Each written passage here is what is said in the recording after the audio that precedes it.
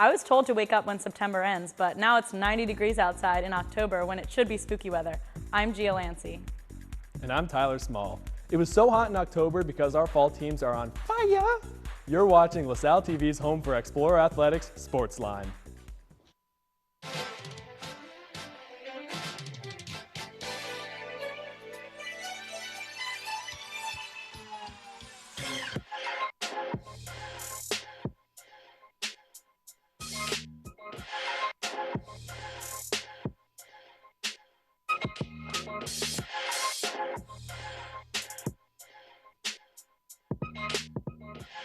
Welcome to SportsLine. I will sit down with the star goalie for the Explorers, Claudia Jenkins, in an interview you won't want to miss. And later, Sean Kelly gives us the rundown on volleyball's weekend against the Georges.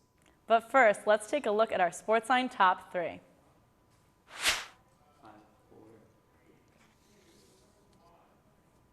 Number 1, 2 men's soccer players won weekly honors this week.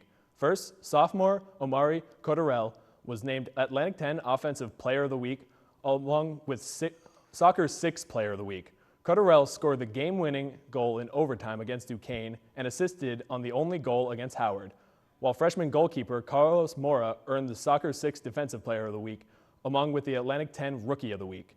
In Mora's first 3 appearances for the Explorers, he has only allowed a goal over 187 minutes of the game, accumulating 4 saves. Number 2, senior midfielder Amanda Chapin was named Co-Defensive Player of the Week. She was a crucial part in LaSalle's win over Davidson, where LaSalle held the Wildcats to just 3 shots over 60 minutes of play. Chapin also scored a goal, registered an assist in the 3-1 win over Davidson. Sadly, field hockey doesn't have any defensive stats, so we can't give you any. Number 3, Leah Giles. The freshman defender has been named to the Atlantic 10 Rookie Co of the Week. This is the first conference accolade of Giles' career. Giles assisted on the game-winning goal in double overtime against Duquesne, while also playing alongside the impressive defensive unit that has allowed only 1 goal to Richmond, which resulted in another victory for LaSalle. Giles now leads the team with 4 assists, which ranks 3rd in the Atlantic 10. So that's awesome about Cotterell. I mean, not only did he win Atlantic 10 honors, but he also had the game-winning shot against Duquesne last week. Yeah, and he just had a monster game. They were just really controlling the ball. He had 4 shots on goals, 7 shots in total, so he really was controlling that offense for his first goal of the season. That's it came awesome. at a great time. Yeah. And to go along with the men's soccer was Mora getting those accolades, which has been a whirlwind couple of weeks for him, just stepping into goal, taking over for Brett Werner, and he has been flawless, only giving up 1 goal in 187 minutes. He's really been able to handle what has been a shaky goalie situation for the men's soccer team along with their defensive team overall. And he's had to face only 4 shots so far, but he's been able to lead the Explorers defense along with just being able to keep the score low. Yeah, and I mean, women's soccer also has been killing it. The underclassmen have really been proving themselves. You know, Giles is out there, and I think that she is really going to step up along with the other team, you know, with great leadership coming up. So. Yeah, Giles having 4 assists on the season now. It ranks her in, I believe, 3rd in the A10, which is a really great category to be in, along with just being able to learn the offense from some of the key contributors that are of the upperclassmen, whether it's Macy Bauer or Lokitis. So we'll get more into women's soccer about that. And our third one, Chapin, was great to see that. I mean, you know, you definitely have the stats for her along with how great she's been academically. So yeah. Oh, yeah, definitely. Fun fact, she's made A10 academic honors every year. So, but those are our top 3 stories of the week. Now let's move on to recaps. Field hockey took on their first A10 opponent, the Davidson Wildcats, on their home turf. The first period was scoreless. However, LaSalle outshot Davidson 7-1.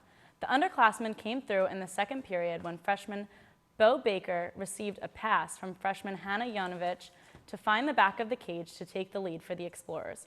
Early in the third period, the Wildcats got a green card that would eventually hurt them when the Explorers took advantage of that when senior Amanda Chapin scored her second goal of the season. To put the icing on the cake, Baker scored her second goal of the game off a pass from senior Amanda Chapin to give the Explorers the dub. They then went on to Appalachian State. The game was scoreless for the first half. Senior goalie Emma Provost had 6 saves in the defensive first half. The Mountaineers were able to put a goal on the scoreboard to secure the victory. The Explorers will continue A10 play against St. Louis on Friday at Hank DeVincent Field. Volleyball opened up A10 play with games against VCU and Davidson. Starting with the VCU game, the Explorers lost a close one with a score of 3-2. LaSalle would drop the first 2 sets before coming back with sets 3 and 4. The 5th and final set started off well for the Explorers as they went up 3-2. Unfortunately, VCU would go on an 8-3 run to take the lead. LaSalle scored twice, but too close within 10-8, but 4 straight kills gave VCU the game with 14-8. LaSalle would score 2 more points, but the set ultimately ended 15-10. Then against Davidson, the blue and gold would bounce back and sweep the Wildcats 3-0. Senior Devin Cora led the Explorers with 19 kills on an efficient 40% kill percentage. The men's soccer team began their 3-game homestand against Duquesne on Monday. The Explorers took on an early lead when sophomore rookie Nigel Buckley found the lower left corner of the net just 2 minutes into the game. The deficit didn't last long, however, as the game was tied up against the Dukes later on in the half off a corner kick. The remainder of the game went scoreless as the match moved into overtime. Sophomore Amari Cotterell wasted no time to bring in a win for the blue and gold after scoring off the only shot taken during overtime. Cotterell was on fire all night with 7 shots during the match with 4 on goal.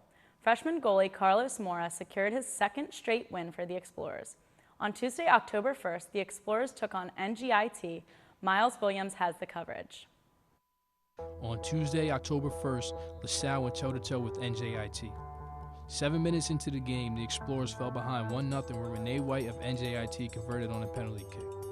The Explorers came fighting back and tied the game at 1 when Connor Sweeney assisted on Pat McCarthy's 3rd goal of the year in the 11th minute.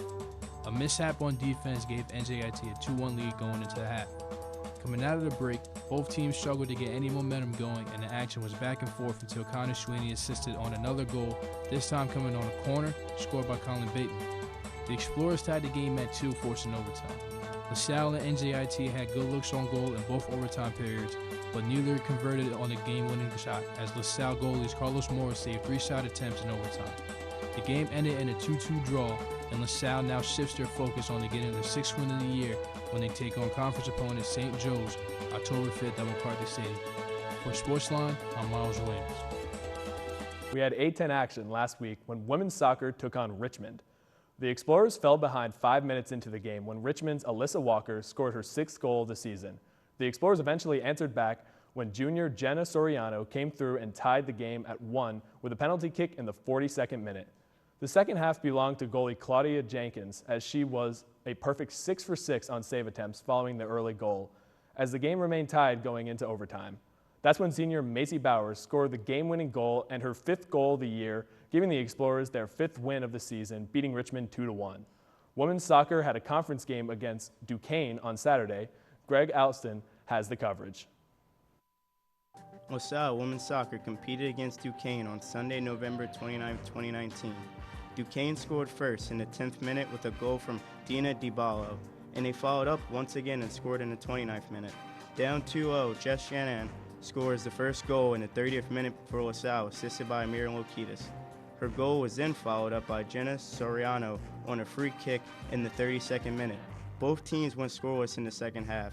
With the score tied at 2 in double overtime, Miriam Lokitis hits the game-winning goal, assisted by Leah Giles. The win brings her record to 6-4-1 overall and 2-1 in the conference. For SportsLine, I'm Greg Olson. So just another great week for women's soccer, coming off the 2 wins. Both 1-goal differentials, but you see that a lot in soccer. But what do you have to say about it? Yeah, I mean, I think I'm excited for them to go into playoffs. I think that they have a good chance. What do you think? I think so as well. I mean, this is where you need to have that great start to come off to it, and A10 play is the most important, obviously. And now that they're starting 2-0, which is really great to see, especially against some of the teams that have really run the conference lately. Last year, they obviously lost a tough matchup against Duquesne in the last game of the regular season, keeping them from the playoffs. But it's going to be big for Lokitis to keep it up, which she's been doing, 5 goals, along with Bauer, who had the game winner in the game against Richmond. So yeah, and I mean, I'm really confident in their defense, and I think the team is, as well as their coach. So. And we'll talk more about that when we talk to Claudia Jenkins. But that defense really has been their saving grace this season. It's the reason they've been playing so well. It was a rough weekend for men's water polo team as they failed to garner a single win in any one of their matchups. To start the weekend, the Explorers were defeated by Wagner 15-12 on the road. The Seahawks were unstoppable from the beginning, shutting out the blue and gold with 3 consecutive goals to start the match. Despite the dynamic pairing of senior Luke Wacher and sophomore Tyler Williams, who collectively scored 7 of the Explorers' 12 shots, Wagner came out on top in the end. LaSalle faced yet another upset on Sunday, this time in Kirkpool against John Hopkins, dropping 24-14 on senior day. A 6-goal run by the Blue Jays in the second quarter, followed by a 10-point gain in the third and all, but guaranteed an Explorer defeat. Men's and women's golf both competed over last week. Starting with the men, they competed in the McDonald's Cup hosted by Yale. They finished day 1 of the Cup at 10th out of 12 teams. Junior David Kim led the Explorers in 27th place with a score of 6 over par. Sophomores Parker Wine, Matt Werner, and freshman Carson Rush were all tied at 15 over par. On day 2 of the tournament, junior David Kim jumped 5 spots to finish tied for 22nd overall, after he carded a 3 over par, but the Explorers stayed stuck in 10th to finish the tournament. Moving on to the women's, the Purple Eagles women's invite. The Explorers finished dead last in the first day of the tournament and 4th as senior Maribel Danslin led the LaSalle Explorers as she finished 9th out of 21 golfers after she shot 14 over par. Sophomore Grace Hickey shot 19 over par as she finished in 13th. That's it for recaps. When we come back, I sat down with women's soccer powerhouse Claudia Jenkins. Stay tuned.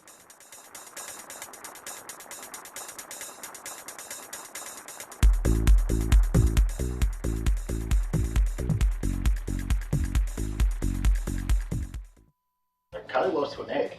An egg? An egg. How does a general lose to an egg? The internet to an egg. You know, there is a show for that. It's called Backstage Pass. See the new library plan? No, I haven't. Yeah, doing stuff in the library. Oh. In the library? Yeah. The new library. You know, there is a show for that called LTV News where the action never stops. I wonder how the basketball team. You know, there is a show for that called SportsLine. So are you a Carson Wentz or Nick Foles guy? More of a Nate Sudfeld team. Oh, really? Interesting. Wonder where we can hear about Philly sports. You know, there's a show for that called Sports Talk Philadelphia. You like Family Feud? Yeah. You like all shows like that? Yeah. I wonder if LaSalle has a show like that. That'd be kind of cool. There is a show for that called Q&A. I really wish that we could just display our talents. Yeah, me too. There's a show for that called Explorers Got Talent. All this and more on LaSalle TV.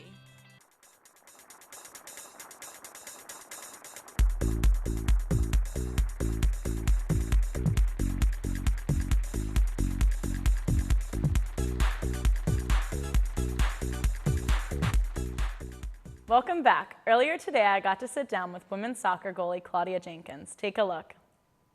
I'm here with junior soccer player. I send it back to the who is the goalie of the team. She's from Australia, so we're going to just dive right into the questions. So, you're from Australia, and you are a South Australian state team representative and on the Adelaide United. So, how does that league translate into Division I play?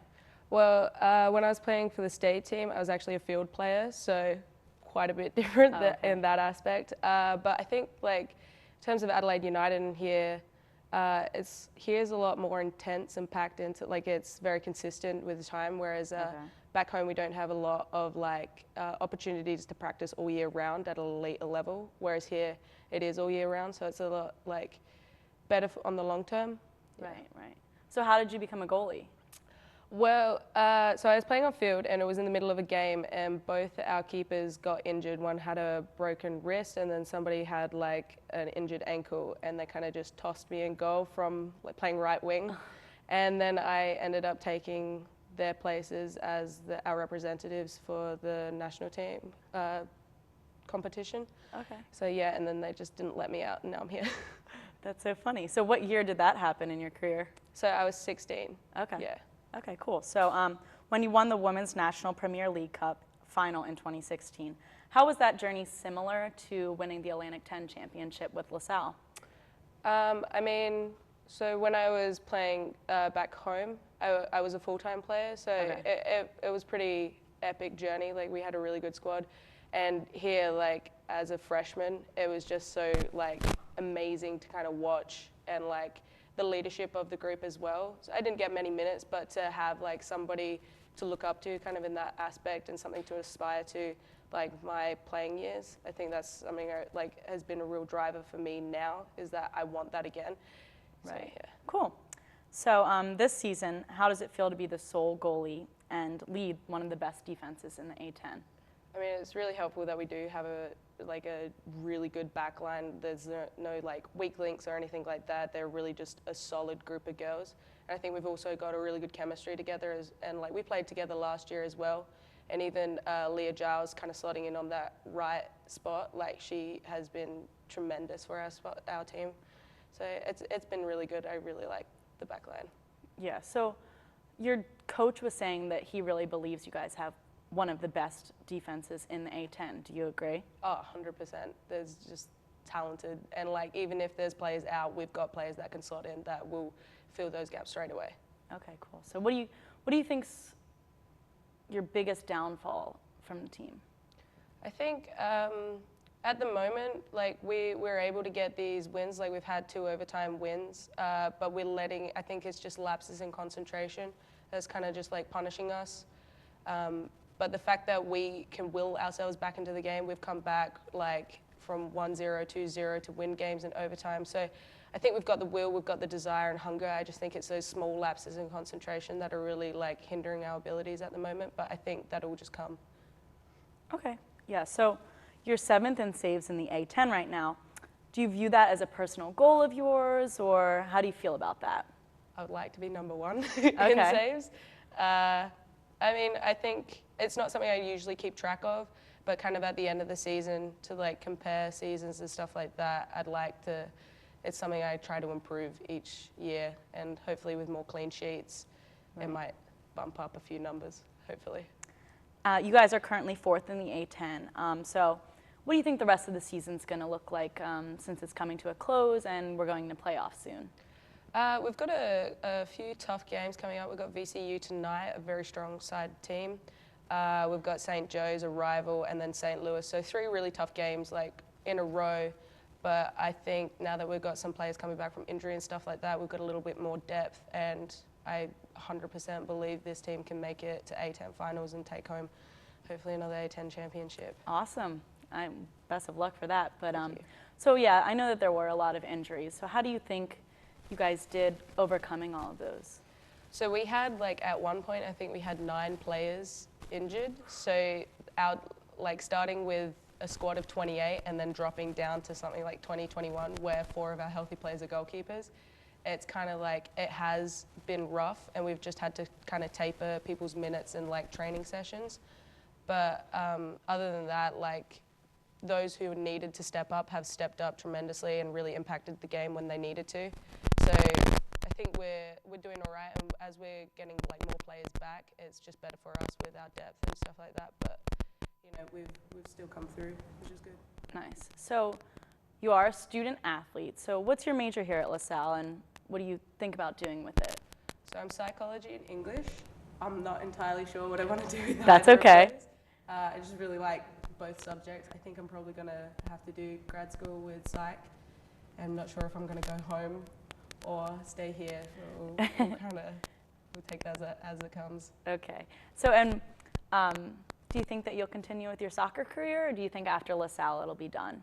I would love to continue with it. I'd love to play overseas, or even just going back home and playing again. Awesome. Awesome. So with just a few minutes left, we're going to talk about this Australian thing that Claudia was telling me about earlier. I forget what it's called already. Vegemite, yeah. Vegemite. So tell us what that is. So Vegemite is like a spread you put on toast or a sandwich or something like that. Not many people like it here. It's quite salty and bitter. Okay. And like, I've brought it over. I haven't had a positive response yet, but Australia is an absolute fiend for it. So everyone there, or it's like yay or nay? Everyone there. Wow. It's a staple food. Like we'll put it on toast, we'll put it in pasta, we'll put it with like Vegemite cheese toasty, avocado on toast with Vegemite. Wow. They've made it into a chocolate at one point. You have to bring this to us. I mean, on SportsLine, we will definitely try it on desk, and like we actually do weekly polls, so like we could do a Vegemite yay or nay. So if you bring it, definitely bring it for us. But I should bring the chocolate bag, but I don't think that was a hit in Australia because it's quite salty. yeah, that sounds kind of gross, honestly. But thank you so much for sitting down with us today. Back to you guys on desk. Yeah, I had a really good talk with Claudia. She's a really great person on and off the field. So we were talking about Vegemite. That's super fun. And Tyler actually has had Vegemite before. I have, yes. So yay or nay? Well, I'm going to shout out my friend Kobe Hood from back home, and I have to say yay. I like all foods, but it definitely is a different sensation, different texture. Yeah. But yeah, so I mean, we can talk about Claudia a little bit on the field, you know. And it's easy, too, because she's easily the best goalie in the A10. Statistically, it doesn't really back it. I mean, she has 7th place in goal percentage. 7th in saves, 10th in goal average, thank you. But and the only reason is because of that is because her defense really hasn't let them get past them. She hasn't gotten a lot of shots on goal throughout the game to pad her stats. And it's difficult, but I think that's a really great problem to have. Yeah, and I mean, she was saying she wanted to do better. Still has the rest of this season and next year to prove herself. So I'm sure by next year she's going to be doing really well. And as we talked about back from Australia, she had an abundance of semi-pro experience that have really paid off as well. All right, well, we have one more quick break, but when we come back, we'll throw it to Sean Kelly to give us this week's Explorer Report.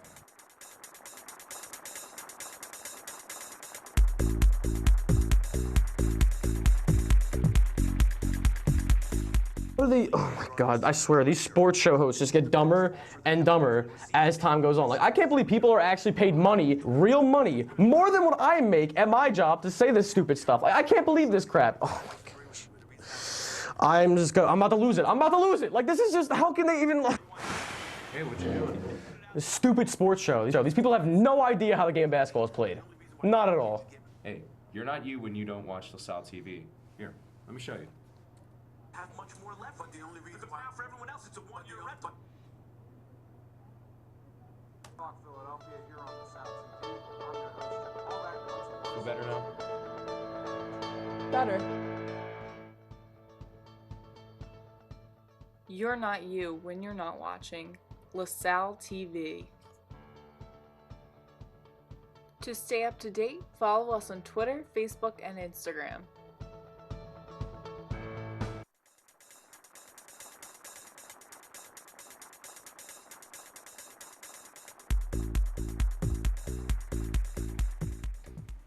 There's plenty of action this upcoming week, so let us welcome Sean Kelly for this week's Explorer Report.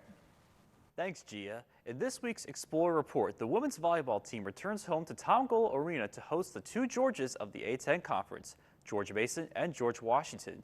We're going to focus more on George Washington as they visit the Explorers on Sunday, October 6th at 1 p.m. LaSalle won the contest against the Colonials last time they saw each other back in October of 2018. And facing this team this weekend will put a test for the Explorers to see how they fare as a team now that conference play has started. Some key players to look out for on the LaSalle squad are Samantha Graber, who has 173 kills and 165 digs, Devin Cora with 149 kills and 31 blocks, and Catherine Wood with 466 assists and 134 digs. Meanwhile, the Explorers need to keep an eye out on Skylar Ayotte, who leads the team in kills with 181 and 107 digs.